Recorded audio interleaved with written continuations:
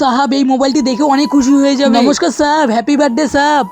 আরে সাহাব, হ্যাঁ কি হয়েছে? স্যার আমি আপনার জন্য একটা ছোট্ট গিফট নিয়ে এসেছিলাম। আমি এই ডাব্বা ফোন চালাবো, এই দেখ আমি আইফোন চালাই। আইফোন অনেক মন থেকে নিয়ে এসেছি, রেখে দিন আপনার কাছে। আচ্ছা ঠিক আছে, এটা আমার ছেলেকে আমি দিয়ে দেবো।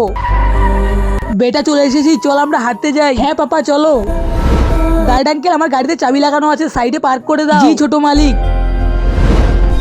আরে এটা কি? আরে এখানে তো অনেকগুলো টাকা রয়েছে। নে বেটা, ওই গার্ড আমাকে এই মোবাইলটা গিফট করেছে। পাপা আমি তো আইফোন চালাই, এই ডাব্বা ফোন আমি চালাবো নাকি? হ্যাঁ বেটা তুই ঠিক বলেছিস। আচ্ছা ঠিক আছে, ওই গরিবের ফোনের আমাদের কোনো দরকার নেই। ঠিক আছে চল। আরে বেটা, তোমাকে যে তোমার কাকার কাছ থেকে টাকা নিয়ে আসতে বলেছিলাম, তুমি এনেছো? হ্যাঁ পাপা, কিন্তু ওটা তো আমার স্কুটির মধ্যে রয়ে গিয়েছে। কি স্কুটির মধ্যে এতগুলো টাকা রেখেছিস? চল।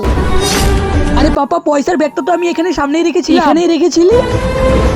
তোর স্কুটি ওই গার্ডটাই পার্ক করেছিল না?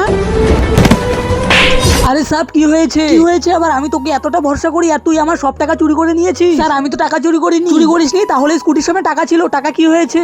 বন্ধুরা তোমরা যদি জল খেতে ভালোবাসো তাহলে ভিডিওটিতে লাইক করে চ্যানেলটিকে সাবস্ক্রাইব করে দাও। আর তোমরা যদি মদ খেতে ভালোবাসো তাহলে কিছুই করতে হবে না। দাঁড়ান সাহাব। এই যে সাহাব আপনার পয়সা।